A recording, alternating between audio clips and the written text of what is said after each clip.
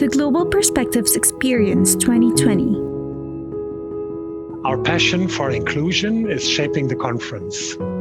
The ambition to co-create societies that work for all, young and old, privileged and vulnerable, marginalized communities and minorities, as well as ethnic groups and people of different genders.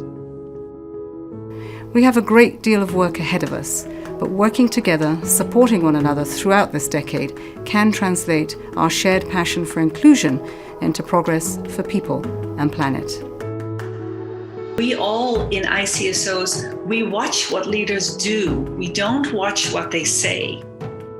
I've often said the world should not be gender blind, but I found myself recently saying that, the world should be colorblind. Of course it shouldn't. The world should have their eyes wide open to every single discrimination and abuse and every single individual and how their different context and systemic racism and sexism impacts that particular person. Every year, we focus on a particularly challenging or complex contemporary context in which all civil society organisations are working, but one that is really underexplored in terms of sharing experiences and learnings. Last year, we looked at populism. This year, we're looking at urban inclusion. What is sustainable urbanization? And I think that's an opportunity for all of us that we need to make. It's a big challenge to overcome. Because we also have the capacity of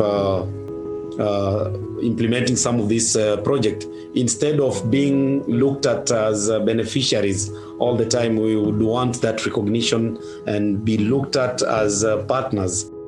Do you think activists like you, do you think you need big NGOs like us? Those kind of movements and supports from NGO, fundings and trainings, workshops, just equipping us with what we need to succeed, and that really makes a difference. That accessibility is a precondition for inclusion. We cannot think of any inclusive program, any inclusive action. We could not say that any of our actions or activities are inclusive of everyone if they are not accessible.